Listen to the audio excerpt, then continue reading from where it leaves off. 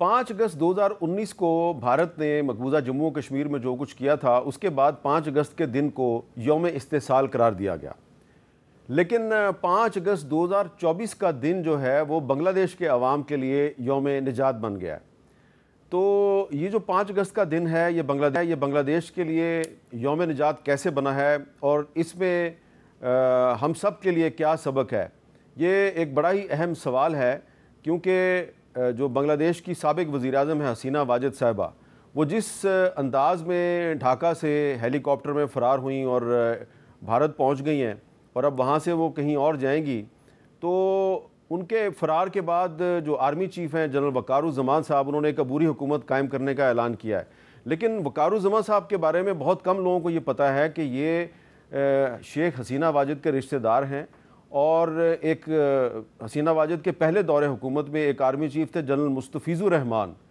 وہ شیخ مجیب الرحمان کے کزن تھے اور حسینہ واجد کے انکل تھے۔ تو یہ وقارالزمان صاحب جو ہیں یہ ان کے داماد ہیں، اور ان کی جو بیوی ہے وہ شیخ حسینہ واجد کی بھی رشتہ دار ہے۔ تو اب ان کے لیے بہت بڑا چیلنج ہے، وہ شیخ حسینہ واجد نے ان کو دسمبر 2023 میں چیف آف جنرل سٹاف بنایا اور ودن فیو منتھس ان کو آرمی چیف بنا دیا۔ تو اپنی مرضی کا آرمی چیف جو ہے اس کو لانے کا کیا مقصد تھا کہ اپنے اقتدار کو طول دیا جائے، لیکن مرضی کا آرمی چیف جو ہے حسینہ واجد کی حکومت کو بچا نہیں سکا۔ اب کیا ہوگا بنگلہ دیش میں اور اس کے خطے پہ کیا اثرات مرتب ہوں گے؟ پچھلے 2 سال میں یہ دوسرا اہم واقعہ ہے۔ اس سے پہلے 2022 میں سری لنکا میں راجہ پکسا کی حکومت بھی اسی طرح ختم ہوئی، راجہ پکسا بھی صدارتی محل چھوڑ کے اسی طرح بھاگے تھے جس طرح آج حسینہ واجد جو ہیں وہ وزیر اعظم ہاؤس چھوڑ کے بھاگی ہیں۔ تو ان معاملات پہ ہم گفتگو کریں گے اور پاکستان کی سیاست کے حوالے سے بھی چیت ہوگی۔ ہمارے ساتھ موجود ہیں جناب سلمان اکرم راجہ صاحب، تحریک انصاف کے رہنما ہیں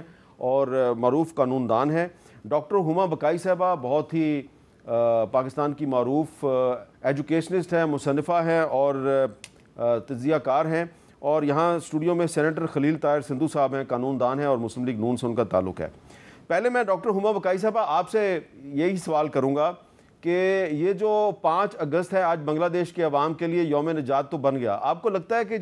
جو نئے آرمی چیف ہیں جنرل وقارالزمان، یہ بنگلہ دیش کے حالات کو سنبھال پائیں گے اور بنگلہ دیش میں جمہوریت برقرار رہے گی؟ دیکھیے، ایک تو میں آپ سے گزارش کروں کہ حسینہ واجد صاحبہ فرار نہیں ہوئی، ان کو بالکل سیف ایگزٹ دیا گیا، کیونکہ اگر آپ کو مجیب الرحمان صاحب کا آخری دن یاد ہیں تو حسینہ واجد صاحبہ واحد خاندان کی ممبر تھیں جو بچ گئی تھیں، کیونکہ وہ اس وقت بھارت میں تھیں، اور جو اس صورتحال کو قریب سے دیکھ رہے تھے وہ کہہ رہے تھے 2 عوامل ہیں جو حسینہ واجد کی کنٹینیوٹی کا موجب بن سکتے ہیں، جو 3 مہینے سے یہ پروٹیسٹ ہو رہی تھی۔ انٹرنلی وہ فوج کی سپورٹ تھی اور ایکسٹرنلی وہ بھارت کی اور امپلیسٹ امریکہ کی سپورٹ تھی۔ بھارت نے تو ظاہر ہے ایک حد تک سپورٹ کیا، فزیکلی بھی سپورٹ کیا ان کو اس سپریشن میں، لیکن جو آرمی چیف ہیں انہوں نے شروع میں سپورٹ کیا لیکن پھر وہ پیچھے ہٹے، اور آخری خبر شاید یہ آئی ہے کہ حسینہ واجد صاحب کے صاحبزادے نے ان سے کہا کہ آپ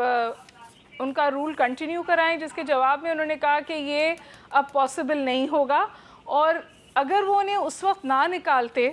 تو بہت اس بات کے امکانات تھے کہ یہ صورتحال بہت اگلی ہو جاتی، بہت بھیانک ہو جاتی، کیونکہ باوجود کرفیو کے جو طلبہ تھے بالخصوص وہ ڈھاکہ کی طرف مارچ کر رہے تھے، اور انہوں نے کچھ مہلت مانگی تقریر کرنے کی جو ان کو نہیں دی گئی، اور اچھا ہی ہوا کیونکہ اس کے بعد انہوں نے بارج ان کیا،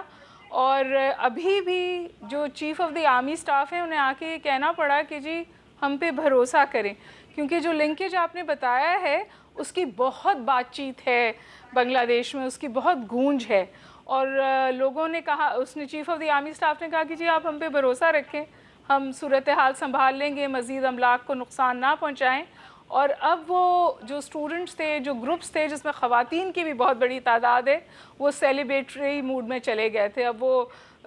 ناچ گانا کر رہے تھے اور خوش تھے، لیکن ابھی بھی اسٹریٹس پر ہیں۔ اب دیکھنا یہ ہے کہ یہ ملٹری رول کنٹینیو ہوتا ہے یا جو عبوری حکومت قائم ہوئی ہے اس کے بعد کوئی سیاسی راستہ نکلتا ہے۔ حسینہ واجد صاحبہ کے بارے میں یہ بات سامنے آ رہی ہے کہ شاید وہ UK چلی جائیں،